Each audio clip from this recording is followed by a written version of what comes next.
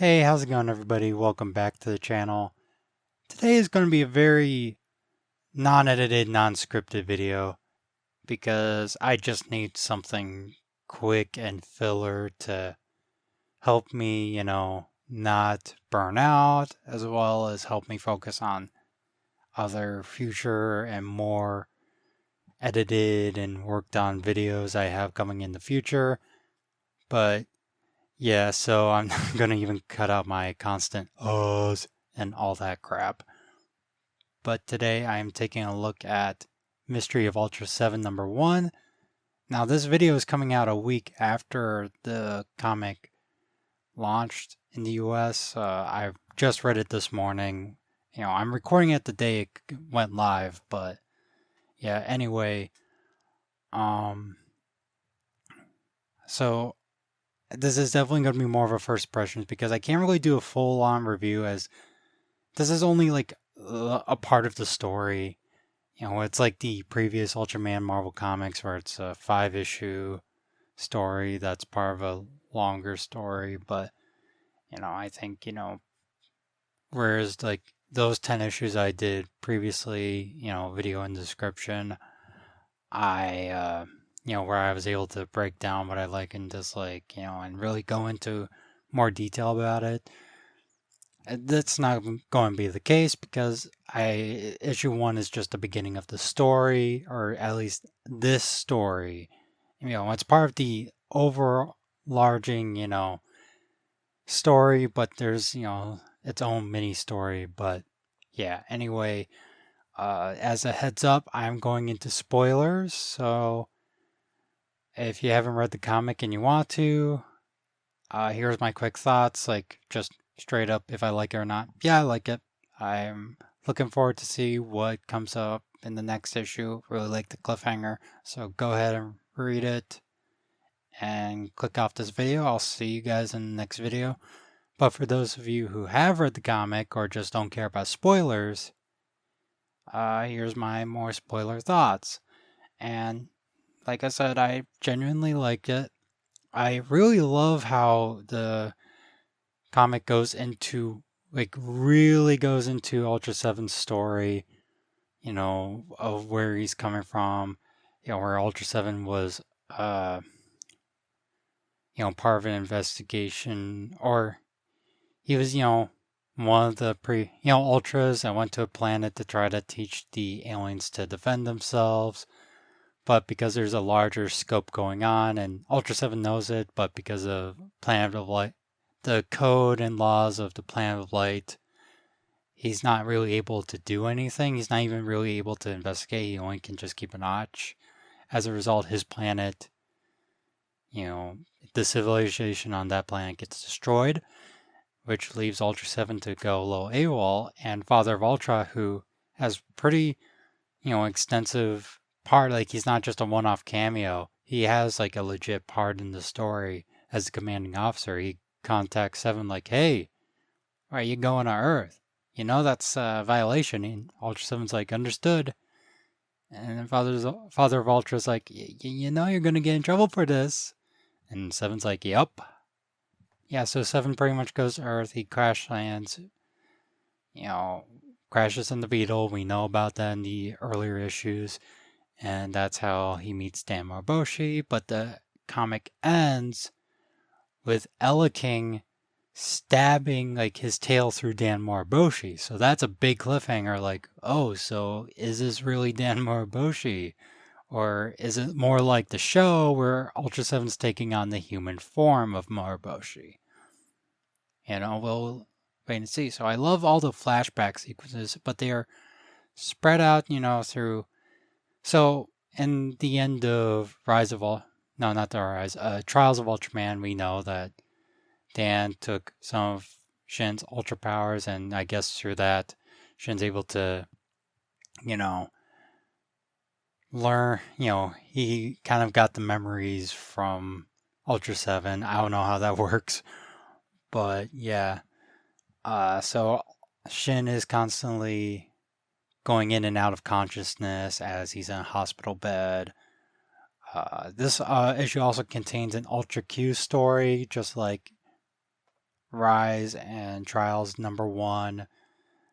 And this one, it reveals a little, I think it has a bit more plot significance as we find out the fate of one of the characters from the first, from the first Ultra Q story, Rise of Ultraman. So we find out her fate, and it also leaves a lot more mystery as to what's going on. And it goes into more of, the evil, alien, woman that was introduced in the first Ultra Q story and then was revealed to be the head, like the big head of the Science Patrol and all that. So, I like the Ultra Q story. I also noticed that this one, I think Ultraseven has a different artist than Rise and Trials, which I haven't, to be honest, I didn't look into it that much, but just based on the art style, it definitely looks different. Like there's like some of the human characters look different than they did in Trials and Rise of Ultraman. So, which took me back a little, but I got used to it pretty quick. Yeah, there's a lot of good stuff to it. I do like this, art as well. I don't know if I prefer over what we got introduced, or I think they're pretty equal, to be honest. The one thing I didn't like is that, okay, so on the cover it shows Ultraseven fighting Eleking, and in the tease we see Ultraseven fighting Eleking in like this 2-page spread, like it's a very long panel. You've probably seen it if you've been following, sort of the teases to this issue. So it leads to believe like, oh, there's going to be a fight with Ultraseven and Eleking and the, giant size. That's going to be the big set piece of this issue. Yeah, so that's pretty much it from that fight. That was teased in the issue and that was teased in the advertising. Like that one panel, that's it from giant size Ultraseven and Eleking. Now, granted, we did get a flashback sequence where Ultraseven was using Eleking to, train the alien species that he was tasked to, help evolve, I guess, or help defend themselves from Kaiju. But that's not the same fight, that's not giant size Ultraseven fighting giant size Eleking in the streets.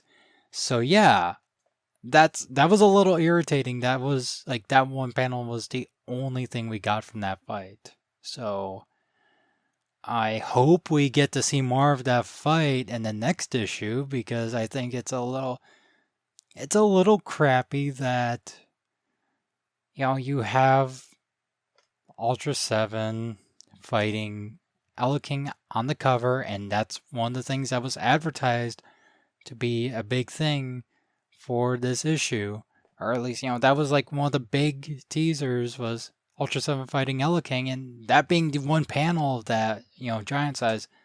That's a bummer. I mean, granted, yeah, we've seen short fights with Kaiju in the Ultraman Marvel comics before. Pestar comes to mind, but Pestar and Ultraman fighting at the very least had more than one panel of them fighting in giant size. So I don't know what was going on with the direction. I mean, granted, I do love all the character development and the story unraveling that we do get, but at the same time, it's sacrificed the big set piece as advertised on the cover of the issue. So that's honestly a bit of a letdown. But it also makes me believe that they're going to try to wrap everything up with Mystery of Ultraseven. I hope that's not the case, because it does feel like they're going to try to rush things. Like they're going to rush to get this done. And I really hope that's not the case, because I think it needs at least one more set of 5-issue stories. Like, I think the whole story needs to be a 20-issue run, in my opinion. because I think we need to settle the Ultraseven stuff in its own chapter, the Mystery of Ultraseven. Then we can wrap it all up in the conclusion, which I'm going to just throw out the title right here: The Death of Ultraman. There, that's not a leak or anything. That's just my prediction. That'll be like, if there's a sequel to Mystery of Ultraseven, it is going to be The Death of Ultraman. That's what it's going to be called. That is my prediction. But yeah, when it comes to the overall story, it's hard to comment, whether if it's really, I really like it or I really dislike it, because it's only the beginning of this story. So maybe I'll do a video where I talk about my thoughts on Mystery of Ultraseven once all the issues are finished and all that. So stay tuned to the channel, see if that happens. But in the meantime, I do have a couple videos coming out. Next week, it should be, if I look at my calendar real quick, next week I'll be talking about Superior 8 Ultra Brothers and its connection to No Way Home. Look forward to that, and then I got a top 5 video after that. And then the week after should hopefully be a video essay if everything goes out okay. I won't say much more about that. But anyway, that's it for this video. Thanks for watching. Subscribe if you want to watch more channels related to Tokusatsu. This is becoming really Tokusatsu heavy channel, which, I mean, granted the name is Henshin John, but I do want to maybe in the future talk about things that are not as related to Tokusatsu, but we'll see how my audience in the future will react to that. And also make sure to follow me on Twitter, because I post a lot of my art on Twitter. And give this video a like if you like what I have to say. Dislike it if you don't like my face. Leave a comment, tell me what I'm doing right or what I'm doing wrong. And most importantly, I hope you have a fantastic day. Take care and shoo-watch!